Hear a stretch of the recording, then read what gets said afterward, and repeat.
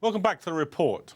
Now, in a letter published in the Daily Telegraph, Prime Minister David Cameron said that Britain should be more intolerant of intolerance. But what lies behind the Prime Minister's impassioned words? Nafees has this report. After the shootings in Tunisia, words and phrases like radical, tolerance and British values are being used abundantly once again. Writing in the Telegraph this Sunday, Prime Minister David Cameron said Britain should be more intolerant of intolerance and British people should stand up for our values. But what do the Prime Minister and mainstream media outlets mean by such phrases? On Saturday at Rich Mix in Bethnal Green, East London, people gathered to discuss the legacy of Malcolm X, a political activist who warned of how language by politicians and the media can be used to present an inverted picture of reality. Speaking at the Oxford Union in 1964, he famously said, "When they want you to think of a certain area or certain group as involved in actions of extremism, the first thing they do is project that person in the image of an extremist. And then anything he does from then on is extreme. And this has been done by the Western press and also by the American press, and it has been picked up by the English press and the European press." The UK government says it wants to stamp out radicalisation in Britain and has introduced far-reaching counter-extremism policies to do so. But one meaning of the word radical is far more innocuous than politicians and newspaper headlines would have us believe. It simply means addressing the root cause of something.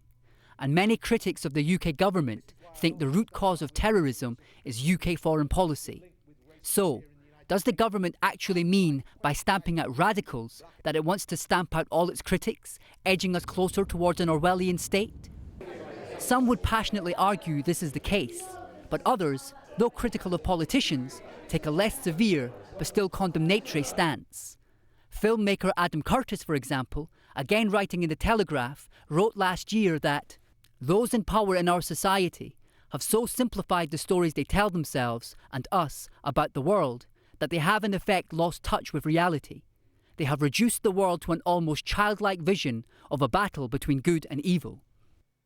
The question that has to be asked is why such simplification of the world we live in has happened in the first place, and how obfuscation of political language perpetuates that dangerous simplification.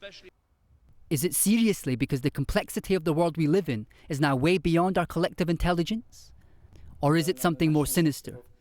That the status quo of global power cannot be maintained unless the will of those who would otherwise change it is deflated through confusion, distortion and bewilderment.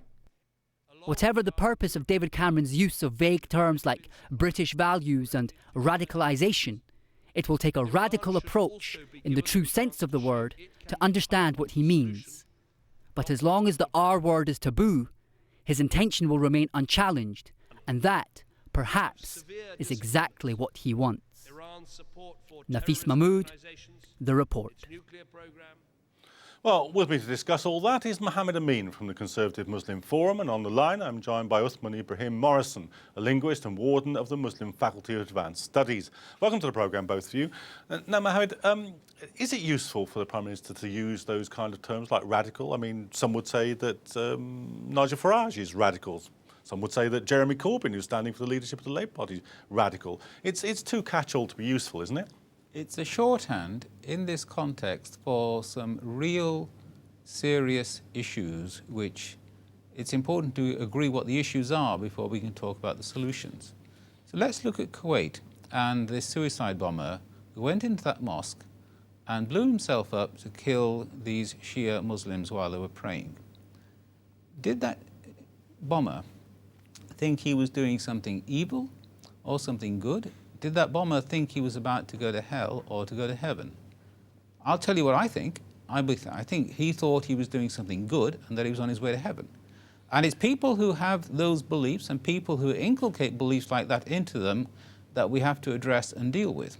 Yeah, I don't think there's any argument about that. I mean, yes, there is. There's a lot of argument about that. No, this discussion isn't about that question. No. The question is whether or not such people can be usefully described as radical when the word could also be used to describe people like Nigel Farage on one side or Jeremy Corbyn on the other.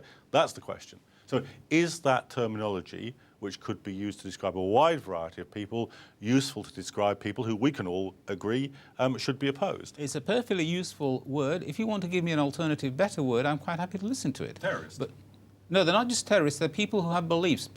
All kinds of terrorism has been done for all kinds of reasons. What I'm interested in are people who are brainwashed into believing a false view of Islam, who then, based on that false view of Islam, base their actions, which we've seen this weekend. Okay. Let me bring Uthman Ibrahim Morrison into the discussion now. Uthman, what do you think about this use of language? Is it so imprecise, or perhaps deliberately imprecise, in ways that therefore obscure rather than enlighten the debate? Well, to be perfectly honest, this question of the use of language, it's something which is definitely being used in a way which has political implications, and there is a long history of language being used in this way by various regimes throughout history in order to control and as a means of governance, governing people's behavior and controlling their choices and so on.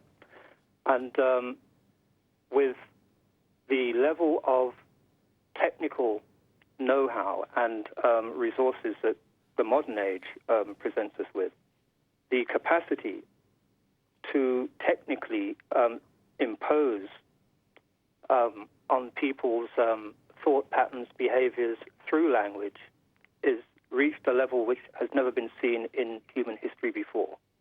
Extremely dangerous and not something to be left to people who are just in the business of taking power for their own ends.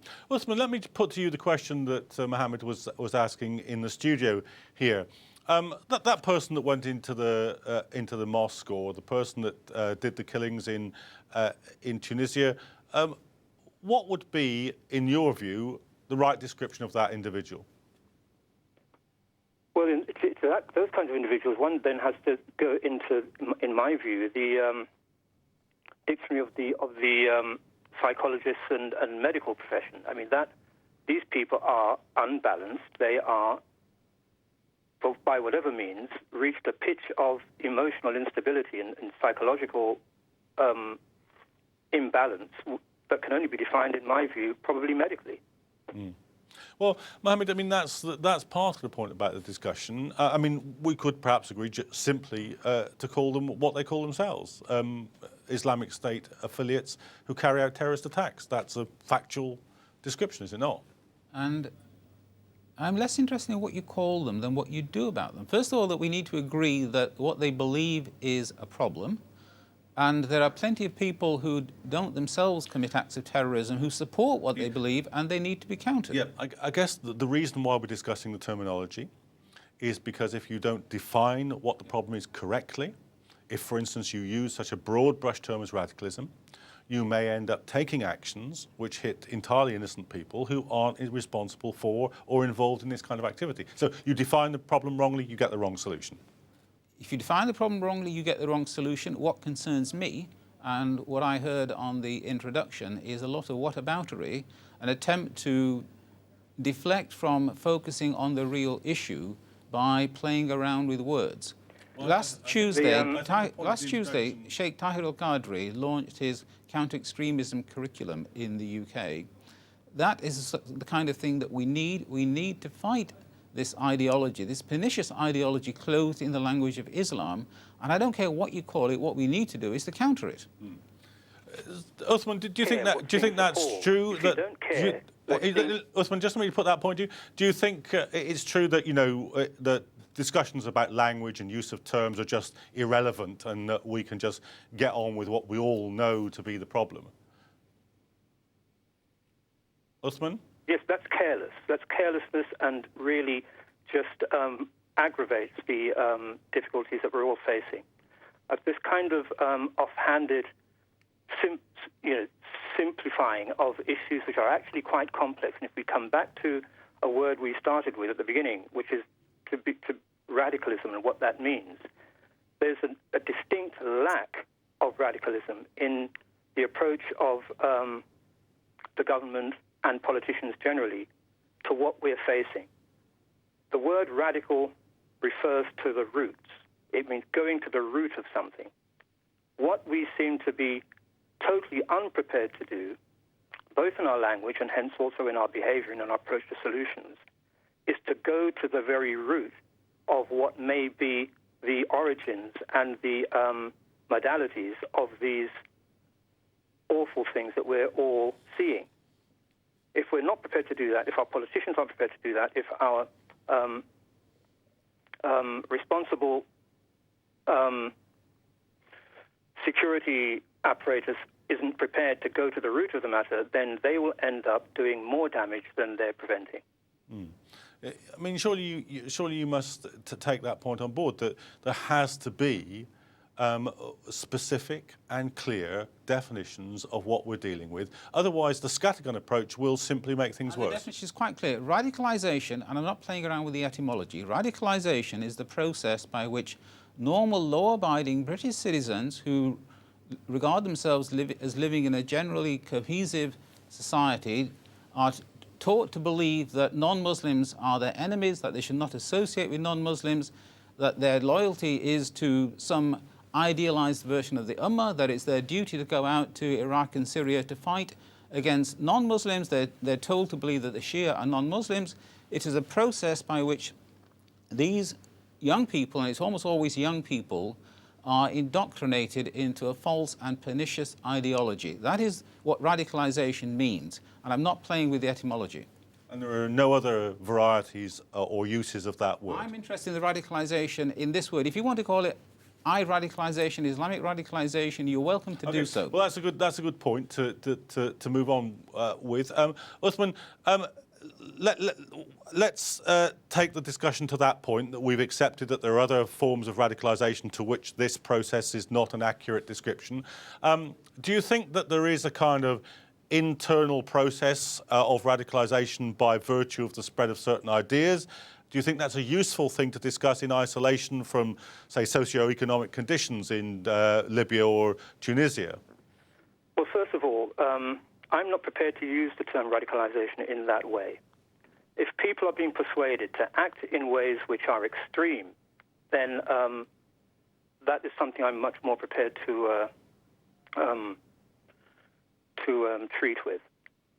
But to try to look at these matters outside of their context is the very opposite of what I was saying earlier in terms of oversimplifying these questions so that we do not offer ourselves the opportunity to arrive at radical solutions. We could do with a little bit of radicalism in terms of the solutions we seek, and if we're not going to do that, then it means that we're simply being lazy, we're not prepared to do the necessary work, and we're afraid to we're afraid of turning things up, which in our digging, that might actually mean that we don't come out looking very pretty ourselves. OK. Uthman Ibrahim Morrison and Mohammad Amin in the studio, thanks very much for joining us. But that's all we've got time for on this episode of The Report. I want to thank all of my guests on today's show. Thank you at home for looking in. Do remember that you can keep up with us on Twitter by following @IslamChannelCA and using the hashtag The Report. Finally, we'll leave you with footage of the vigil that's been held on the beach in Tunisia where that recent attack took place. We'll be back tomorrow. Until then, good evening.